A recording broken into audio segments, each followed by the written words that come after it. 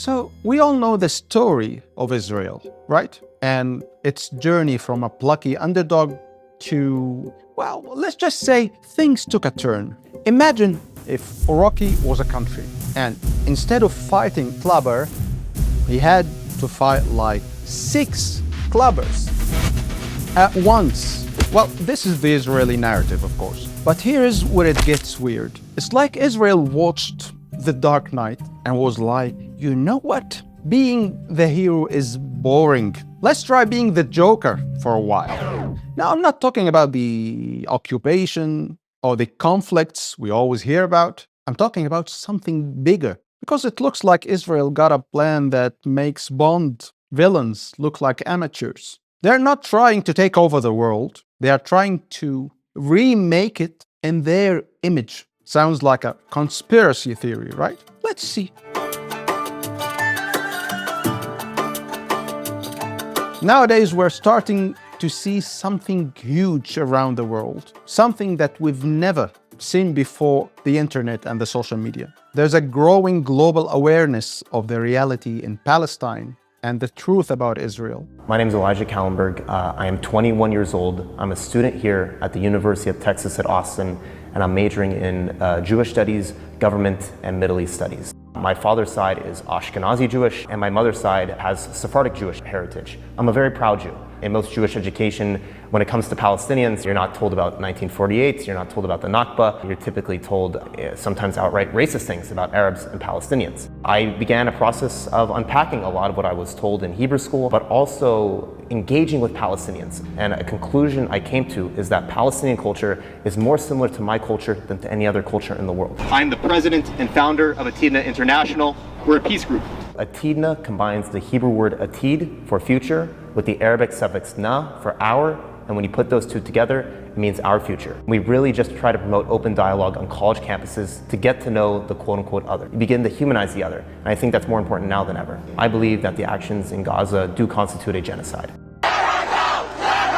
There are many corporations that are profiteering from what is happening in Gaza, specifically American corporations like Boeing, like Lockheed Martin, and these are the corporations that need to be called out for profiteering from the death and destruction of the Palestinian people. And because students took their First Amendment civil liberties at the university to the forefront, they were repressed. I was injured when one of the state troopers charged a crowd with their horse, and I was subsequently pushed to the ground. I was in shock when that happened. Speaking out on behalf of the Palestinian people is not inherently anti-Semitic. I've personally dealt with a lot of accusations that I am either a self-hating Jew, and even worse, some have called me a capo, which is a Jew who sold out fellow Jews to the Nazis, all for the stances I've taken for my Palestinian brothers and sisters. And that's personally very hurtful to me. I lost family in the Holocaust, but it doesn't stop me. I understand what I'm doing is just. I am standing with my Palestinian brothers and sisters for a very noble cause, and I view them as my family. Turns out, when you give people smartphones and social media, they start noticing things. Who knew? Israel has been polishing its image for decades, and at the same time, heading towards global destruction. This image polishing was easier in the past, before the social media. We have many generations of Jews worldwide, especially those who have never set foot in Israel. They grew up believing Israel was the last safe haven, a knight in shining armor protecting the Jews from the world's Muslim monsters. They were raised on a diet so pro-Israel, it makes Fox News look like Al Jazeera. But now, the new generation is seeing the brutality, the racism, the massacres, and thinking, hang on, this isn't the bedtime story we were told. And oh boy, is that a wake-up call. It's like they've been living in the Matrix and someone just offered them the red pill wrapped in a falafel.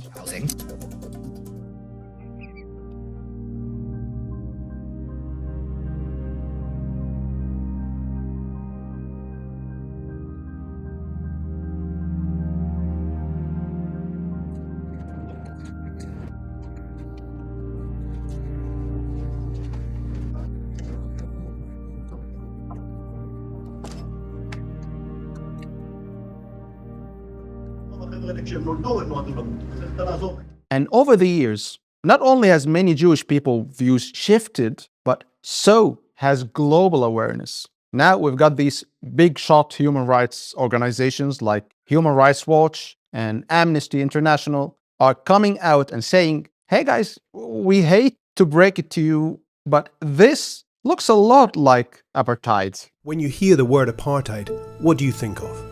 Probably the disturbing images of racial segregation between whites and blacks in South Africa, where a regime ruled by a racist white minority declared themselves officially superior to the black majority, then proceeded to dominate them. South Africa's apartheid system officially ended in the mid-1990s, but that doesn't mean apartheid can't happen elsewhere. Here, in Israel and the occupied Palestinian territories, Palestinians are being forced off their land and out of their homes, separated and segregated by laws, walls, and checkpoints. They live in a constant state of fear and insecurity and deliberately impoverished. While, on the other hand, Israeli authorities have given the Jewish Israeli population privilege over Palestinians in just about every facet of life. The question is, does this all amount to the crime of apartheid?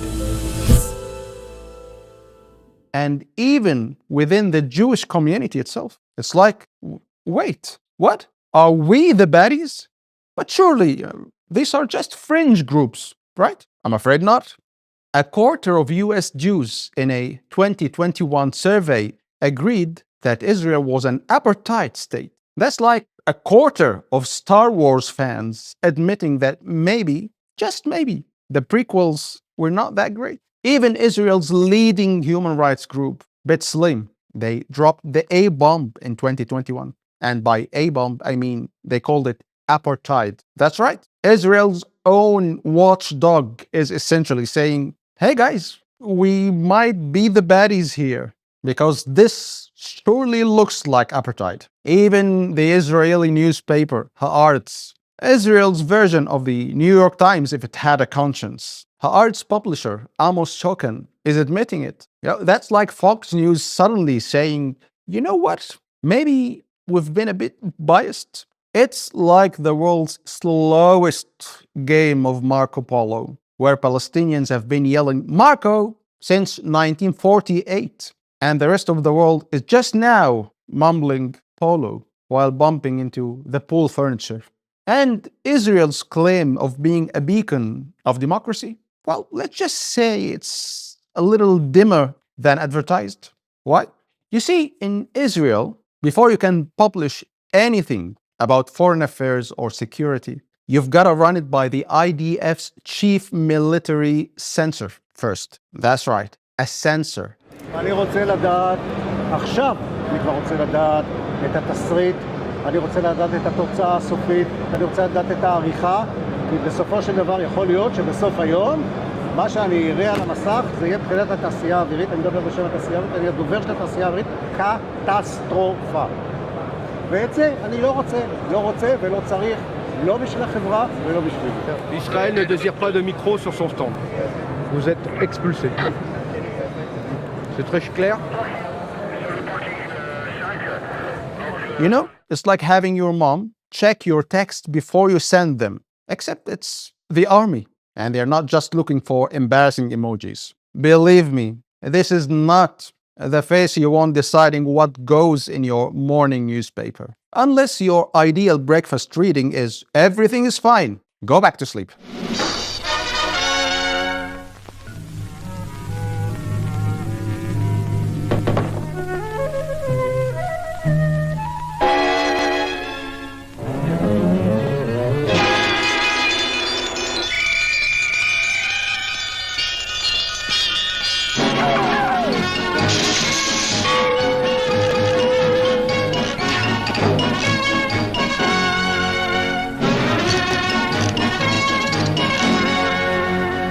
And get this, the former chief censor, Ariella Ben Avraham, left her job in 2020 to work for NSO Group, the largest Israeli surveillance and cyber intelligence company. Talk about a lateral move, right? Well, I used to stop you from saying things. Now, I just listen to everything you say. Same difference, right? As for Western media, you think with all the talk about Israel and Palestine, would be hearing from, well, I don't know, Palestinians? Nope. For decades, it was basically a gated community for Jewish voices on Israel and Palestine. From 1970 to 2020, less than 2% of opinion pieces in the New York Times were by Palestinians. The Washington Post, even worse, only 1%. But now we're seeing Palestinian activists breaking through this media blockade, like Nora Ariqat, Yusuf Munayyer, and Mohammed al-Kurd, presenting the Palestinian perspective to Western audience. But of course, covering events on the ground is still dangerous. Journalists are targeted and killed. لا نستطيع أن نحتمل، لقد أنهكنا. إننا هنا ضحايا شهداء مع فرق التوقيت فقط. نحن نمضي واحدا تلو الآخر، ولا أحد ينظر إلينا ولا إلى حجم الكارثة والجريمة التي نعيشها في غزة.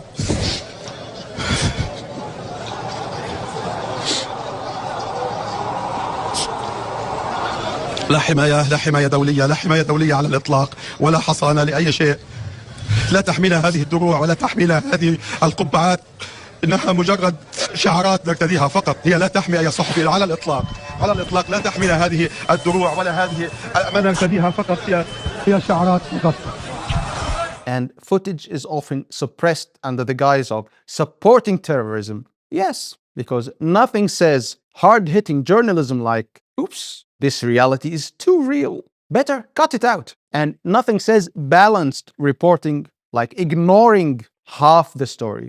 And guess what? Israel's brutal treatment of Palestinians has made it super popular with groups who traditionally, how do I put it delicately, want to see the Jews swimming with the fishes. It's like a geopolitical version of Stockholm Syndrome. Now Israeli flags are popping up at far-right rallies. Richard Spencer, the alt-right guy, even calls himself a white Zionist. I mean, you could say that I am a white Zionist. As an Israeli citizen, someone who understands your identity, who has a sense of nationhood and peoplehood and the history and of an experience of the Jewish people, you should respect someone like me. It's like Dracula sending a thank you note to Van Helsing. Bizarre, right? Israel is showing us how to defend Western civilization. Because apparently Western civilization now means racial profiling and telling the UN to go fuck itself. Yeah. The pillars of democracy. Suppression and isolationism. It's like they are using 1984 novel as an instruction manual rather than a warning. For over 50 years, Israel has been promoting this extreme nationalist ideology and trying to create a market for it. But the more dangerous part is that it's not just selling an extreme ideology, but also the tools to implement it. Weapons. Hey, you, democratically elected leader, you want some weapons? Of course you do. And how about some spyware to go with that? It's like a happy meal, but for dictators. When Israeli arms companies go to Europe to showcase their latest weaponry, they market them as field-tested and proven effective. We tested them on Palestinians. Don't you see how we can control them? Human rights? So passé. No European country can sustain itself and maintain its power unless it does what we do. למה יש ביקוש למוצרים ישראלים בעולם? יש המון מדינות שמייצרות... נורא פשוט, משום מדובר כאן במדינה שהטכנולוגיה שלה היא בעצם בין הטובות בעולם. ולא רק זה, אלא אנשים אוהבים לקרוא משהו שכבר ניסו אותו. כשישראל מוכרת כלי נשק או מערכת, זה כלי נשק או מערכת שעברו ניסוי, עברו ניסיון. הוא יכול להגיד, אנחנו משתמשים בזה 10 שנים, 15 שנה, 5 שנים. לכן הביקוש הוא עצום. והניסיון הזה מביא לשגשוג כלכלי? הוא מביא ממש רואים אותו הניסיון הזה מכניס המון מיליארדי דולרים למדינת ישראל. You see what's happening after Israel finished establishing the state, gaining control and subjugating Arab countries. The plan now is to turn the entire world into despotic states and eliminate democracy altogether. The spearhead for this plan is Netanyahu himself, who's trying to eliminate democracy within Israel itself. And he's not planning on stopping on Israel's borders. Netanyahu is the longest serving prime minister in Israel, serving more than 12 years before being ousted. only to return in 2021 through a coalition with the most extreme right-wing parties. He has been marketing his vision of ethno-nationalism like it's the new iPhone. And just like Apple, he's convinced everyone they need something they didn't even know they wanted. And you know it's bad when even the neoconservatives are getting a hard-on for it. This is Elliot Abrams, a man who never saw a war he didn't want to start or a human rights violation he couldn't justify. He is one of the key architects of the war on terror under Bush and Trump. Abrams spoke at a conservative conference in Israel in 2022, saying that Israel's role is to be a model for the US. What is the role of Israel in that contest inside the United States? It's not to intervene. It's not to try to pick winners. It is to be a model. But here's where it gets really wild. Israel is not just selling an ideology. They have turned their occupation into a business model that would make Tony Stark jealous. Israeli arms manufacturers are out there selling a message that basically says, our equipment is great at suppressing people. Want to try it? And the best part? They are marketing their weapons as battle-tested on Palestinians. Like, don't worry, we've already used them to oppress an occupied population. They work great. Israel now has a top-level arms manufacturing sector because it has an advantage that no other arms manufacturer has. The others do not have the opportunity to test the new weapons before selling them. So their claims are just theoretical. But Israel has the Palestinians to test all its weapons on them without any global objection from the West or even the Arabs and Muslim neighbors who are actually protecting Israel's borders, as if they are auditioning for the role of the world's best neighbor. That's why Israel's arms dealers can confidently assure buyers that their products are field tested. זה לא משהו שאני צריך להרוג אותו, בסוף גם צריך אולי להרוג אותו, או צריך לתפוס אותו, או צריך לעשות לו משהו. אבל בשבילי בראש ובראשונה זה אחר, זה דרך לפרש את עצמי מחדש. האחר בעצם הוא אתגר, הוא הזדמנות ללמוד, להבין אחרת את עצמי בקונסטלציה, בסיטואציה שבה אני נתון. מה זה מעבדה? זה הזדמנות ללמוד. מה זה ללמוד? זה לא לעשות טוב את מה שאני יודע, אלא לעשות טוב את מה שאני לא יודע. זה הסיפור. זה נשמע כמו אוקסימורון, אבל זה הסיפור. Also, Israeli private security companies are among the most successful globally because they have real experience in suppressing people.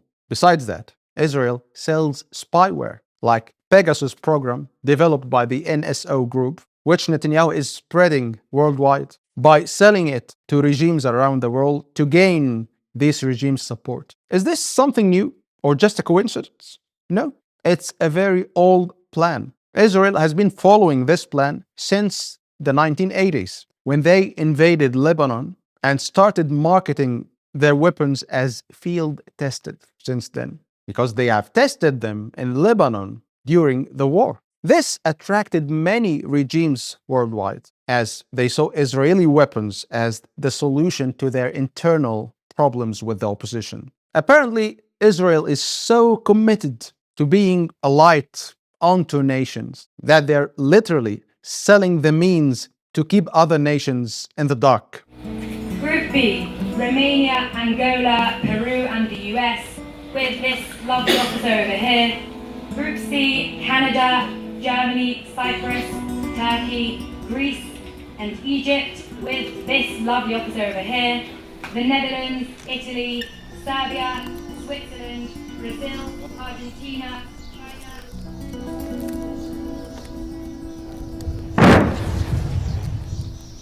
קצינים, שוטרים וקבלני ביטחון פרטיים מכל העולם באים לישראל כדי לקנות נשק וללמוד שיטות.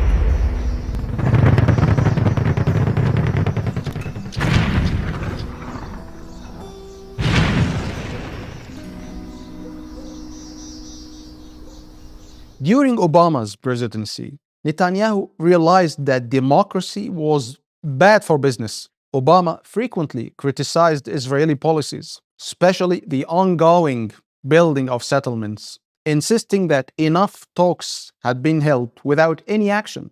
But the Palestinian people's right to self-determination, their right to justice, must also be recognized. And put yourself in their shoes. Look at the world through their eyes. It is not fair that a Palestinian child cannot grow up in a state of their own, living their entire lives with the presence of a foreign army that controls the movements, not just of those young people, but their parents, their grandparents, every single day. It's not just when settler violence against Palestinians goes unpunished.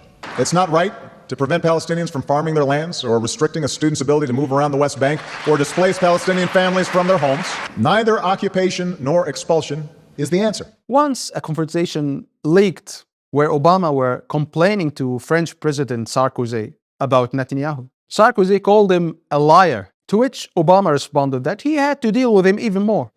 An open mic during last week's G20 summit caught President Obama and French President Nicolas Sarkozy complaining about Israel's prime minister, according to a report by Reuters.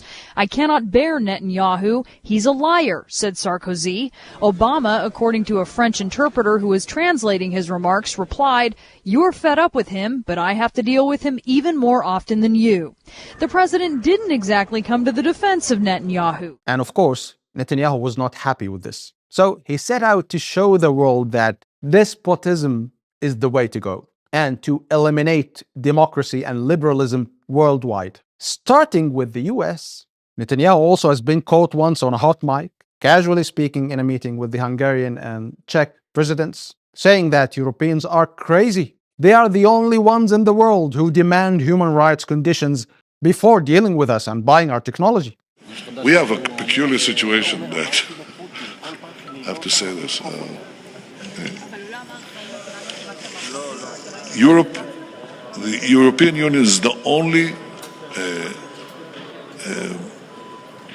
association of countries in the world that conditions the relations with Israel, that produces technology in every area, on political conditions. The only ones.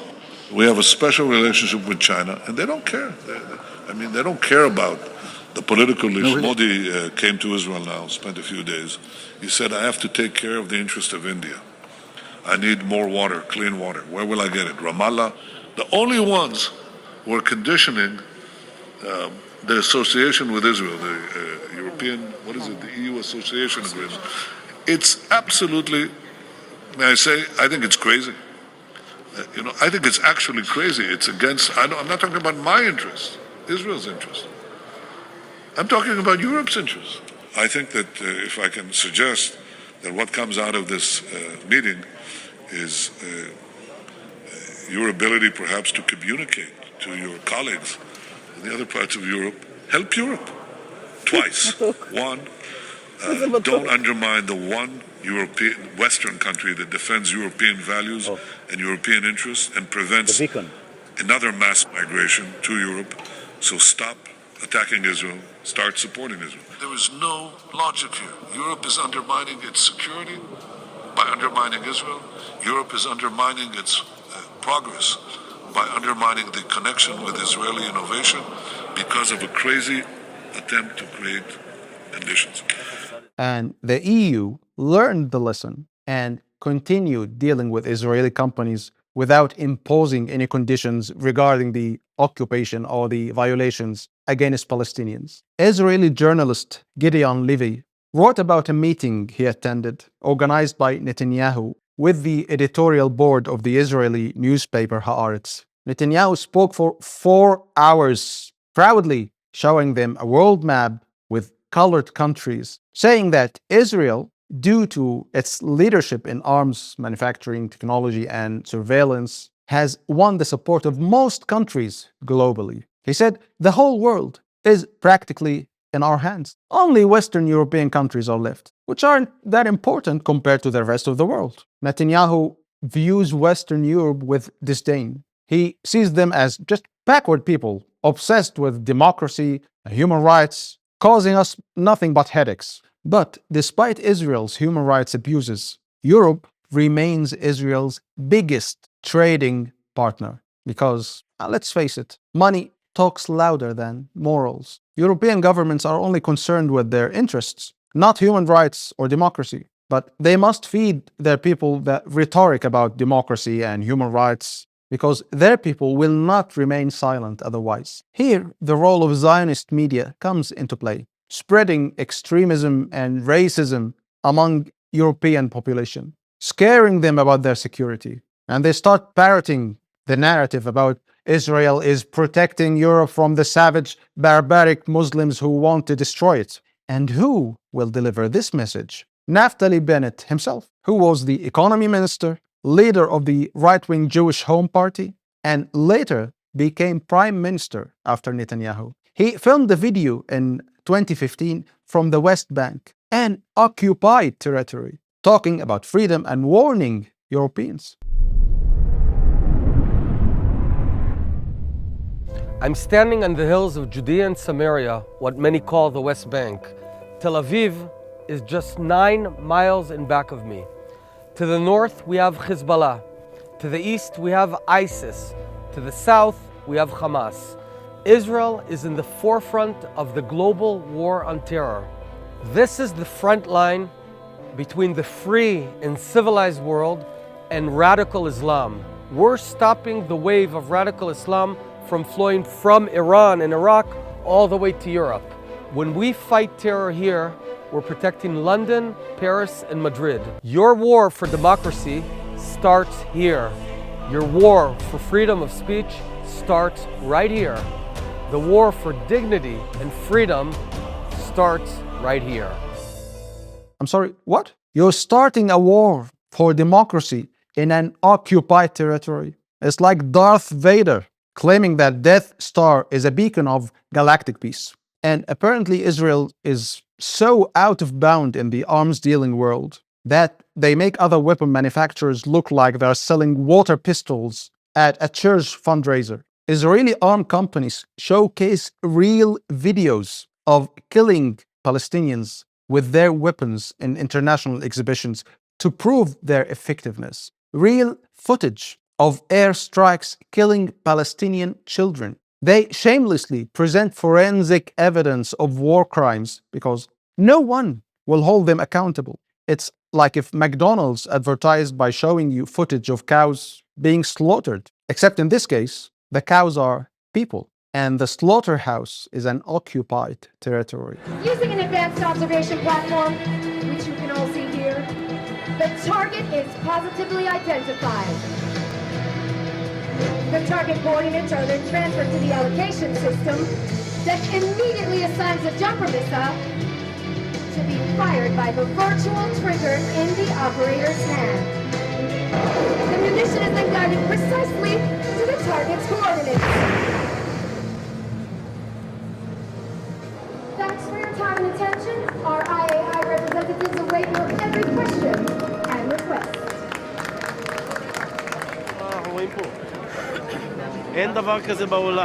I'm sorry, but since when did war crimes become a selling point? No other arms manufacturer would dare to show actual footage of bombing civilians. Not even the largest arms manufacturers who participated in World War I and II. None of them would dare to show actual footage of killing civilians in Yemen, for example, to market their weapons. Israel, however, is unapologetic and ignores the concept of international law altogether. And no one calls them a rogue state.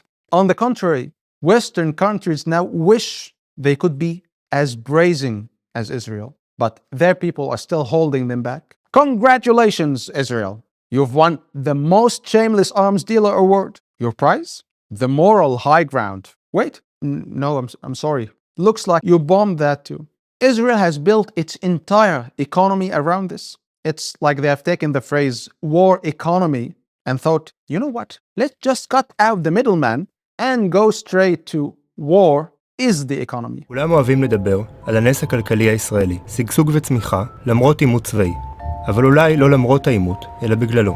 מאות אלפי ישראלים מתפרנסים מתעשיית הנשק, ורבים נוספים נהנים מרווחה, במדינה שהפכה ליצואנית הנשק הרביעית בגודלה בעולם.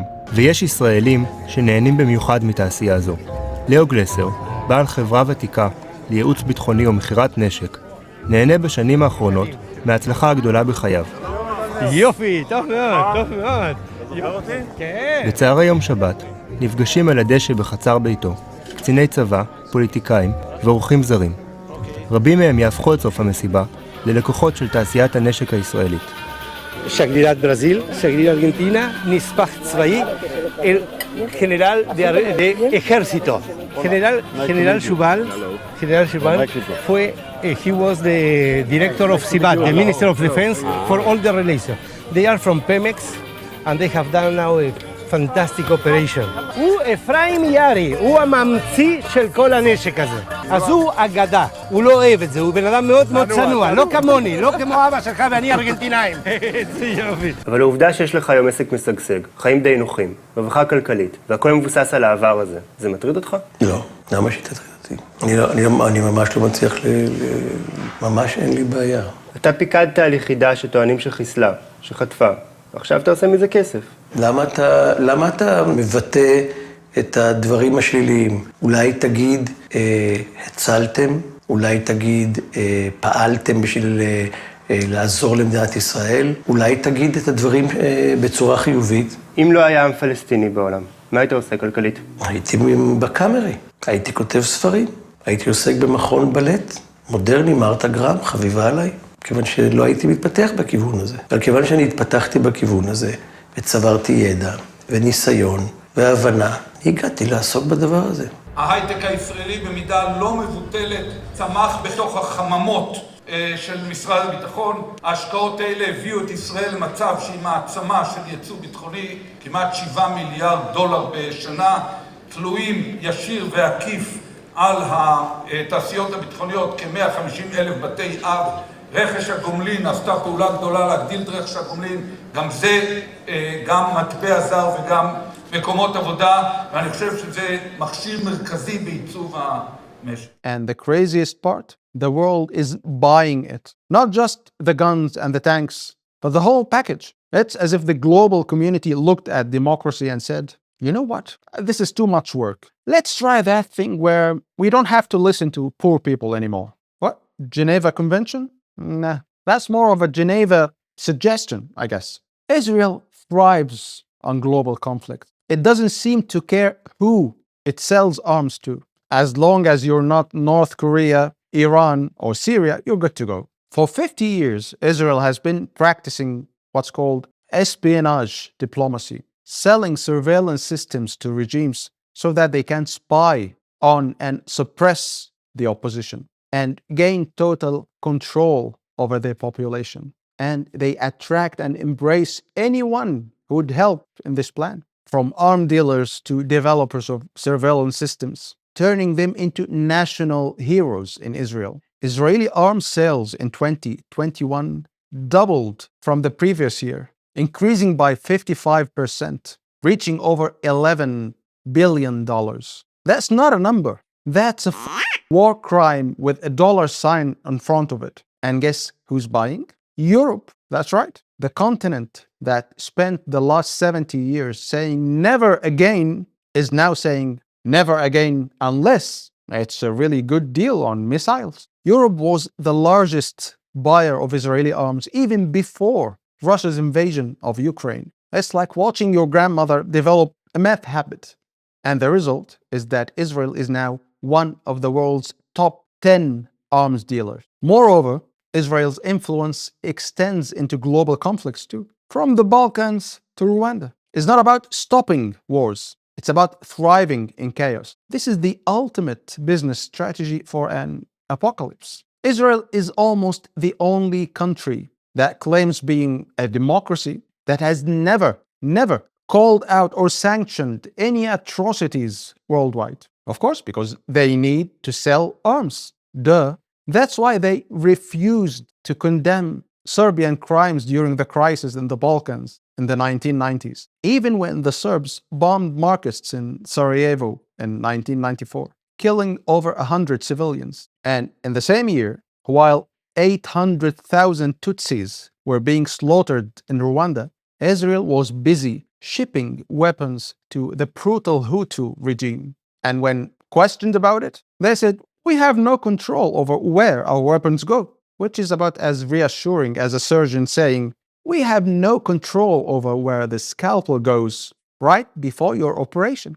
Israel had the choice at the very least to try to contain the massacres by using its vast surveillance powers to inform the Tutsis. But instead, they chose to throw a massive amount of fuel on the fire and became directly implicated in the slaughter. When Russia invaded Ukraine, you would expect Israel, claiming to be European, to rush to support Ukraine and condemn the Russian invasion, right? Nope. This time, Israel decided to play Switzerland. And not the cool Switzerland with chocolate and cuckoo clocks, but the morally bankrupt Switzerland that's fine with storing Nazi gold. And things got really awkward when Ukrainian President Zelensky asked Israel for help. And I'm sure there are those in Russia who are well familiar with this. We would like to live, but our neighbors want to see us dead.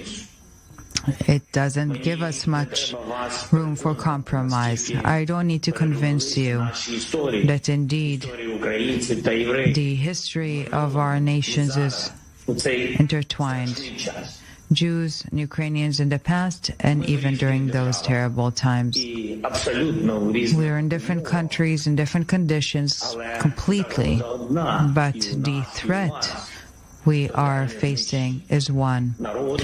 For you and for us. Zelensky here is practically begging for help and invoking the Holocaust. And Israel's response? They told him to take a hike.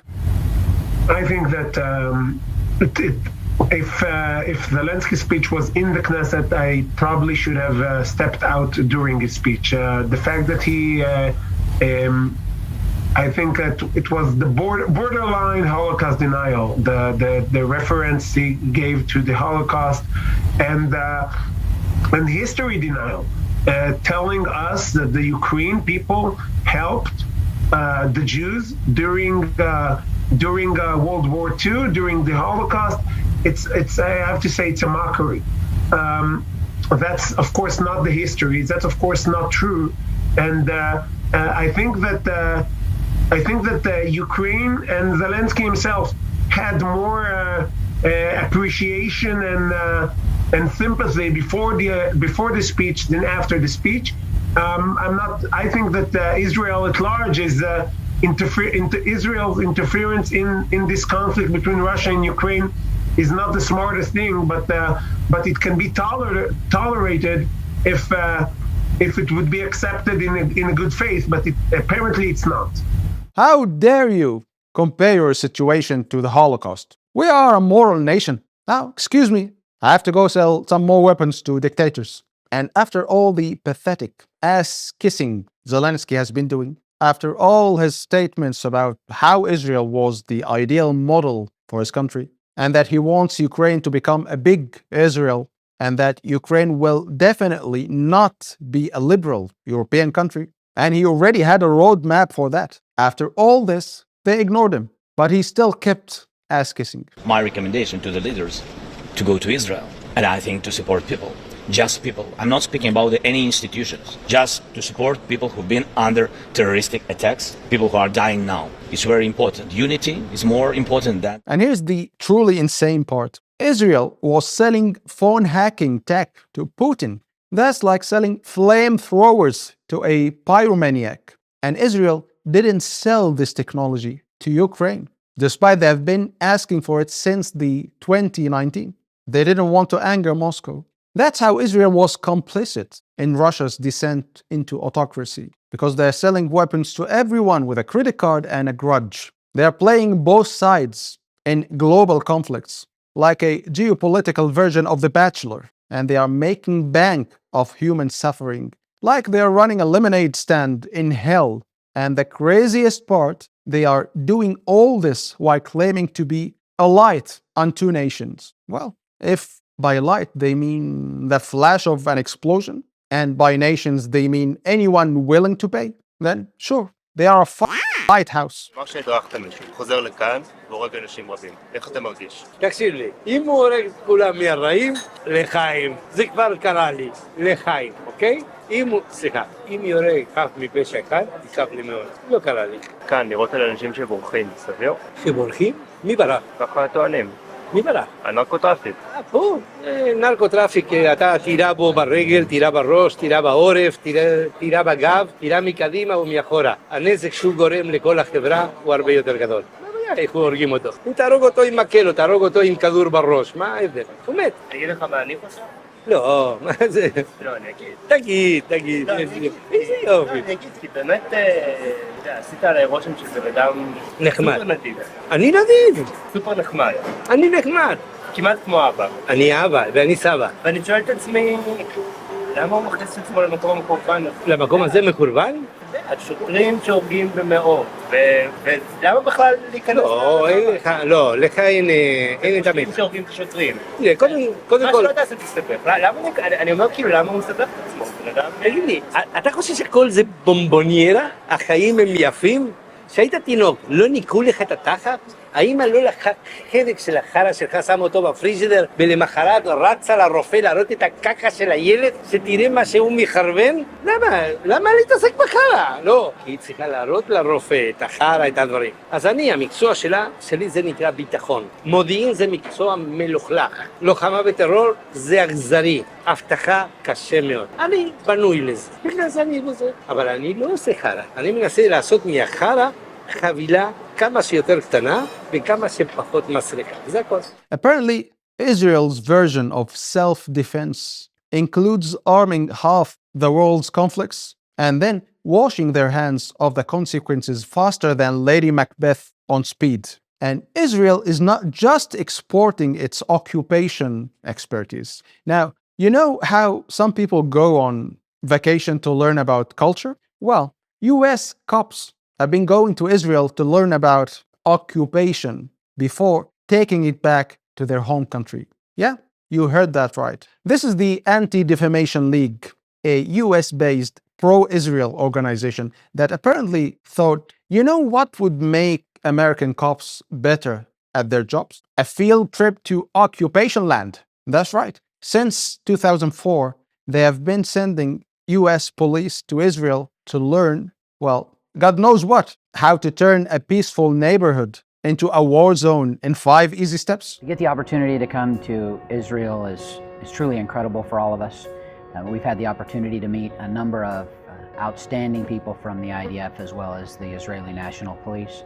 By being able to come over here and share our experiences and see what's happening, tactics, intelligence, and all the things that are occurring over here makes us a better organization and makes us stronger in the United States. The experience has been amazing. I really didn't know what to expect, and I really didn't know the Anti-Defamation League does this for law enforcement, and I've just been blown away by the places we have been and the speakers that have come to talk to us. You have people who really have the background, really have the knowledge. They're living this. They're doing with it every day, as opposed to some academic from a textbook. Not that that's bad, but people who really live the experience can tell the experience. I've participated in a number of training environments over my 31-year career. I've never had the opportunity to leave the country and actually come to a place that has been dealing with terrorist-related activity for years. Because in our world, we consider the Israeli National Police definitely the experts in this field. I mean, come on. That's like sending a bull to anger management classes taught by a matador. And on your left, you'll see our latest in-crowd control technology. It's like pepper spray, but with a hint of ethnic superiority. Over 1,000 American cops have gone in these little excursions. 1,000. That's not a training program. That's a occupation exchange program. It's like sending your local neighborhood watch to train with Darth Vader. But wait, it gets better. The ADL claims this is all about counter-terrorism, because apparently the best way to fight terrorism is to terrorize your own citizens. Congratulations, officer. You've won an all-expenses-paid trip to occupation land. Your prize? A shiny new perspective on how to view your community as the enemy. And US citizens started seeing the results of this training program in how militarized American police have become. It's like turning your friendly neighborhood Spider-Man into the Punisher. Remember George Floyd? See any similarities? Now you might think that after the Black Lives Matter movement pointed out that maybe, just maybe, learning from an occupying force isn't the best idea for community policing, the ADL would reconsider. And they did for about 5 minutes. Then they were like, nah, let's keep teaching cops to treat civilians like enemy combatants. What could possibly go wrong? This is why the Black Lives Matter movement explicitly connected the Zionist occupation of Palestine with the treatment of minorities by American police. In 2021, US Congresswoman Cori Bush tweeted, "The struggles for Black and Palestinian liberation are interconnected, and we will not back down until we are all free." And the strongest campaign against training American police in Israel was led by a group of American Jewish activists called Jewish Voice for Peace. Oh, and let's not forget the cherry on top of this shit sundae. Israeli companies are selling phone hacking tools to US police departments because apparently the Fourth Amendment is more of a suggestion than a law. In 2020, Pew Research Center has done a survey across 34 countries about people's satisfaction with democracy. And the result? Israel's mission to eradicate democracy isn't limited to America. It's a global campaign. Only 44% of people are happy with democracy. That's less than half. Democracy is literally losing a popularity contest to systems that don't even let you vote. It seems like we've collectively decided that freedom is overrated, and what we really need is a boot stamping on a human face forever. But hey, at least it's an Israeli-made boot. Quality, craftsmanship. So here you have it. We've gone from David versus Goliath to, well, Goliath versus everyone. But this time, Goliath is selling tickets to the show and offering workshops in stone-throwing techniques. So what can we do? Well, for starters, we can stop pretending that what's happening in Palestine doesn't affect us. We can demand accountability from our own governments when they cozy up to oppressive regimes. And maybe we can remember that treating all human beings with dignity and respect isn't just a nice idea. No, it's essential for our own collective survival. Freedom for all, or no freedom at all for anyone. Because the tools and techniques being developed to oppress Palestinians today could be used against any of us tomorrow. Actually, they are being used now when we might find ourselves in a world where the only choice we have is between oppression classic and diet oppression. And trust me, neither of those taste good, even if you add lime. It's like that old poem. First, they came for the socialists, and I did not speak out because I was not a socialist, except now it's first they came for the Palestinians, and I did not speak out because I was too busy trying to figure out why my phone was acting weird. So next time you hear about Israel's security concerns or its role as a beacon of democracy in the Middle East, remember, the occupation isn't just happening in Palestine. It's being exported to a neighborhood near you. And unless we do something about it, we might all find ourselves living in a global occupation zone. But hey, at least we'll have really cool surveillance tech to keep us company in our dystopian future. Maybe we can use it to finally figure out why our Roomba keeps trying to escape. This beat goes stupid. Stupid. And on that cheerful note, remember, keep your friends close, your enemies closer, and your phones in a Faraday cage.